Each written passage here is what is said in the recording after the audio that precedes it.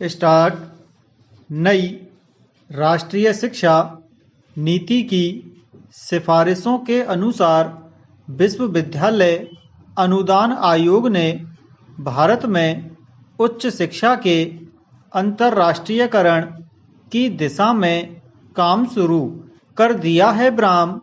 अब विदेशी विश्वविद्यालय भारत में अपने परिसर खोल पाएंगे। विश्वविद्यालय अनुदान आयोग ने भारत में विदेशी संस्थानों की स्थापना और संचालन के लिए भारत में विदेशी उच्च शिक्षण संस्थानों के परिसर की स्थापना और संचालन 2023 नामक मसौदा जारी किया है। यह विदेशी विश्वविद्यालयों को प्रवेश प्रक्रिया, शुल्क संरचना, शिक्षकों की नियुक्ति और पारिश्रमिक तय करने और अर्जित आय को स्वदेश भेजने की स्वायत्तता प्रदान करता है। यह भी स्पष्ट है कि ये विश्वविद्यालय पूर्णकालिक कार्यक्रम ही शुरू कर सकेंगे। इस योजना के लिए सिर्फ वही विदेशी संस्थान पात्र हैं जिन्होंने समग्र या विषयवार वैश्विक रैंकिंग के शीर्ष 500 में अपनी जगह बनाई हो या अपने देश में एक प्रतिष्ठित संस्थान के रूप में मान्य हो। पैरा हालांकि नियमन में किन मानदंडों को अंतिम रूप से शामिल किया जाएगा, इसकी अधिसूचना सभी हितधारकों की प्रतिक्रिया के बाद इस महीने की समाप्ति तक जारी कर दी जाएगी। यह निर्णय विदेशी संस्थानों को स्थानीय साझेदारों के बिना भी अपने परिसर स्थापित करने हेतु प्रोत्साहित करेगा। इससे भारतीय शिक्षा की गुणवत्ता बढ़ेगी और छात्रों के भारत छोड़कर विदेश जाने में भी काफी कमी आएगी। भारतीय छात्रों को कम खर्चे पर विदेशी डिग्री मिल पाएगी और भारत अध्ययन और शोध के एक किफायती और आकर्षक केंद्र के रूप में भी स्थापित हो सकेगा। पैरा खासकर कानूनी मामलों में अगर विकिपीडिया जैसे मंचों पर गलत और भ्रामक तथ्य परोसे जाते हैं और उनका उपयोग किसी मामले को सुलझाने के लिए किया जाता है, तो उससे आने वाले समय के लिए गलत नज़ीर भी बनती है। इसलिए कानून की अधिकृत पुस्तकें ही इस मामले में प्रामाणिक मानी जानी चाहिए। लेकिन आज जिस तरह युवा पीढ़ी पढ़ाई लिखाई को लेकर इंटरनेट पर निर्भर होती गई है, वह अपनी हर जिज्ञासा को लेकर तुरंत इंटरनेट खंगालना शुरू कर देती है।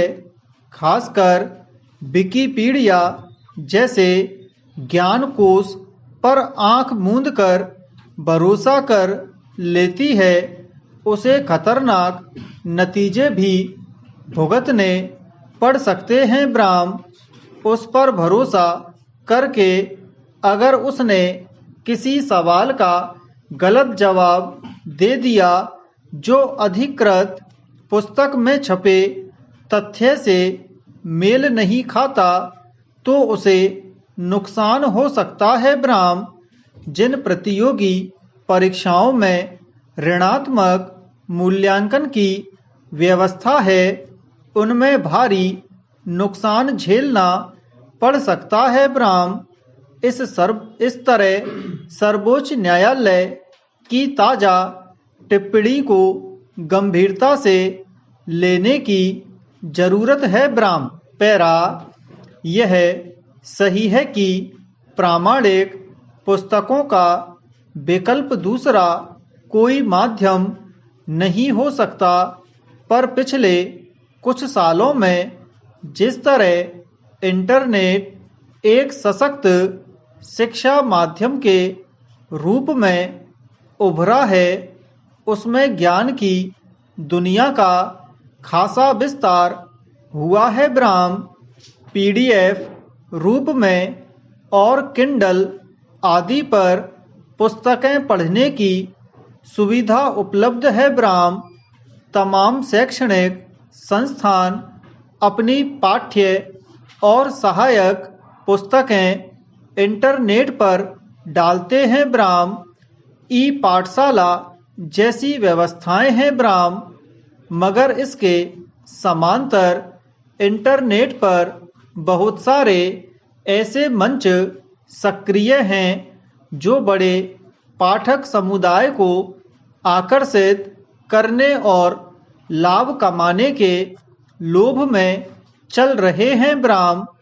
उन पर परोसी जाने वाली बहुत सारी सामग्री अपुष्ट और अप्रामाणिक है ब्राह्म। इसे रोकने की जरूरत लंबे समय से रेखांकित की जा रही है ब्राह्म। किसी भी माध्यम से गलत तथ्य और भ्रामक जानकारियां उपलब्ध कराना एक प्रकार का अपराध है ब्राह्म, मगर इसके लिए कोई कड़ी कार्यवाही न होने की वजह से ऐसे अधकचरे मंच खूब फल फूल रहे हैं ब्राह्म। सर्वोच्च न्यायालय की टिप्पणी के बाद यह बात रेखांकित हुई है कि ऐसे मंचों सूचना के स्रोतों पर नजर रखने और उन्हें अनुशासित बनाने के लिए एक नियामक तंत्र होना ही चाहिए ब्राह्म। पैरा, नफरत के विरुद्ध संपादकीय पढ़ा ब्राह्म। सुप्रीम कोर्ट ने देर से सही लेकिन नफरत फैलाते टीवी चैनलों को आईना दिखाने की कोशिश की ब्राह्म। पिछले कुछ सालों में मुख्य धारा के टीवी चैनल संदेह के घेरे में है ब्राह्म। उनके सामने विश्वसनीयता का संकट पैदा हो गया है ब्राह्म।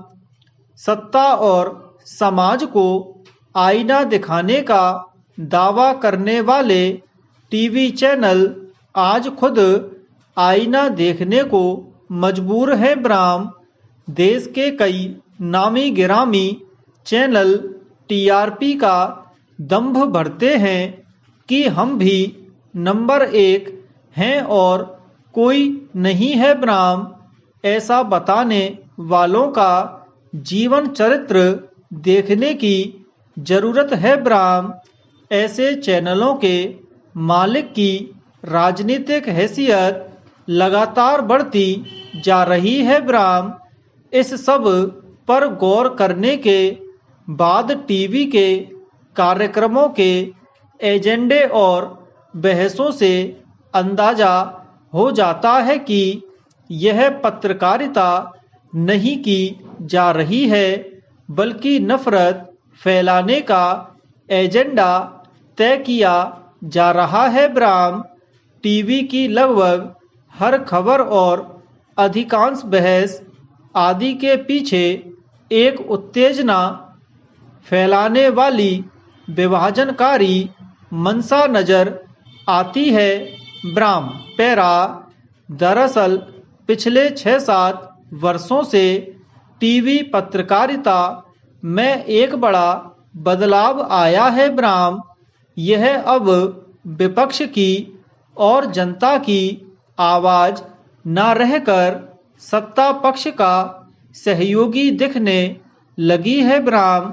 राजनीतिक दल की तरह टीवी पत्रकार भी सत्ता को राष्ट्रभक्त और विपक्ष को देशद्रोही बताने में भी नहीं हिचकते हैं। ब्राह्म टीवी चैनलों पर जन सरोकार के मुद्दे और स्वस्थ परिचर्चा की जगह अवांछित भाषा में आरोप प्रत्यारोप, डराना धमकाना और एंकर द्वारा जिम्मेदार नेताओं की जगह विपक्ष से सवाल करना, अमर्यादित भाषा का प्रयोग सब कुछ दिख रहा है। ब्राह्म